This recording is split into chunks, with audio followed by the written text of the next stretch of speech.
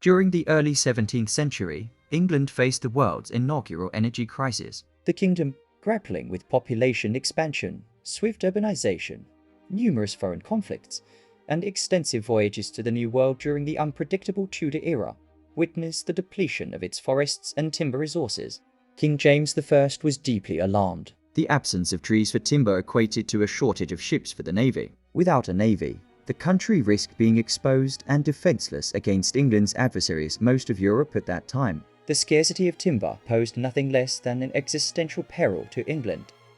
Hello and welcome to Helpful Think. Today, we will be looking at how an energy crisis in 17th century England promoted the creation of champagne. Please like and subscribe if you enjoy today's video. A royal proclamation issued in 1615 in a state of urgency aimed to address the crisis. It lamented the growing scarcity of robust English wood, described as great and large in height and bulk with toughness and heart, crucial for shipbuilding. The proclamation imposed stringent restrictions on its usage, permitting only absolutely essential purposes. Specifically, it explicitly prohibited any wasteful practices, such as melting or crafting glass with timber or wood, or any fuel derived from timber or wood.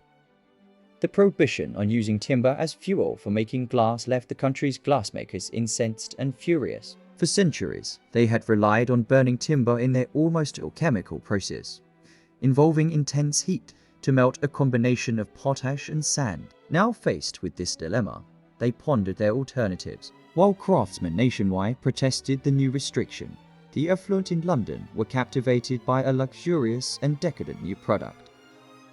English wine has endured historical criticism. Tacitus, the ancient historian, noted Britain as hostile and unsuitable for the growing of grapes. Yet it was the Romans who introduced vines to Britain 2,000 years ago to sustain their villas. A millennium later, the Domesday Book documented 45 operational vineyards in the country. By the 1600s, a distinctive type of wine emerged on England's shores, elegant and characterized to appeal to the refined tastes of the prosperous and upwardly mobile individuals drawn to the capital. To explore this, we delve into the contributions of Christopher Merritt.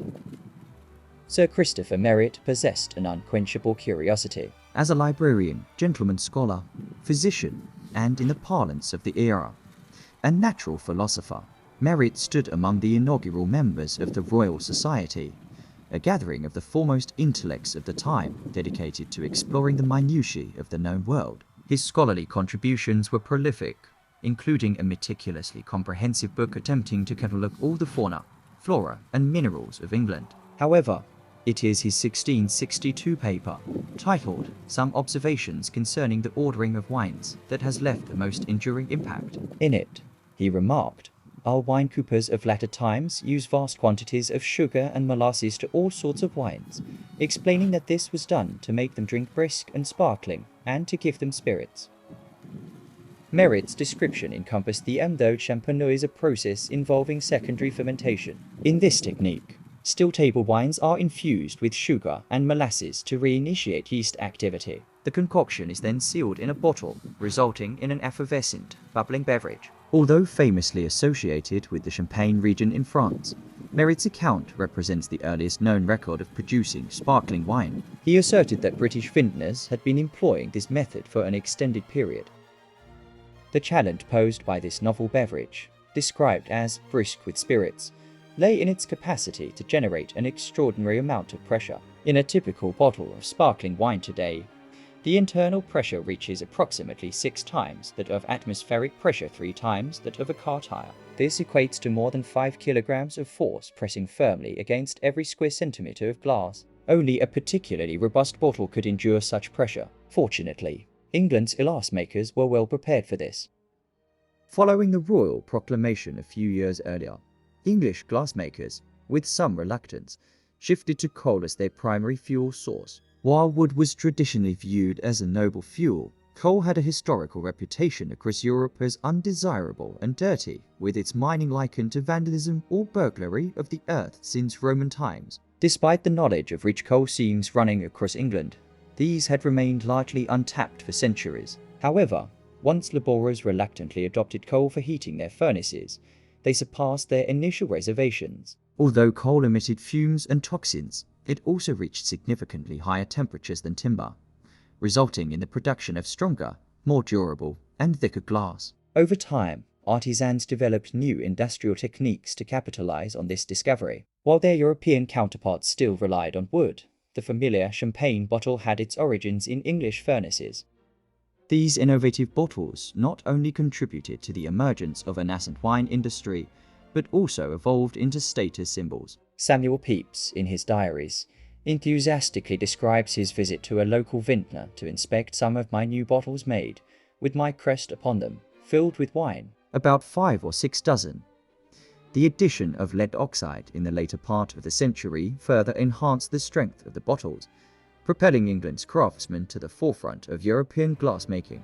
As for Dom Pérignon, the French Benedictine monk often credited with creating the beverage that would later be known globally as champagne, the tale goes that he exclaimed, "Come quickly, I am tasting the stars." One can envision the other monks hastening over to revel in this novel and effervescent liquid that had just erupted from its bottle. However, the robust, sturdy bottle, the one immortalized in a grand statue of Dom Pérignon standing on the lawn at the house of Moet and Chandon on the Avenue de Champagne, could only have originated in Britain at that time. Moreover, Merit's paper on the secondary fermentation of wine was presented to the Royal Academy in 1663. 5 years before Dom Pérignon even arrived at the abbey where his famous invention is said to have been conceived. This occurred decades before the famous saying attributed to him could have been uttered. The foundation narrative of Dom Pérignon has played a crucial role in elevating Champagne into one of the wealthiest and fiercely protected global food and drink regions. This convenient, albeit apocryphal, first to market tale has effectively conferred authority upon the Champagne region, surpassing all other wine-producing areas. In truth, it was the notorious English fondness for sweets and the Londoners' preference for effervescent beverages that initially sparked inspiration among Champagne winemakers. They simply needed to figure out how to craft the right kind of bottle, similar to that of their counterparts across the Channel, to capitalize on this new potential market. However, this transition took considerable time. The substitution of wood with coal in the bottle-making process was not embraced in France until after 1700, with the aim of emulating and replicating bottles, La Fée en Angleterre in the English fashion. The transformation was so gradual that, as of 1784, French entrepreneurs were still in pursuit of the industrial secret behind English bottle-making. Even in 1833, when Cyrus Redding published A History and Description of Modern Wines, an annual loss of Champagne region wine ranging from 4 to 40% was attributed to exploding bottles. The danger was so significant that Redding noted how workers had to enter the cellars wearing wire masks to protect against glass fragments during frequent breakages. It wasn't until the Industrial Revolution reached France that bottles could be manufactured with sufficient precision and standardization to withstand the pressure. By that time, Champagne's reputation had been.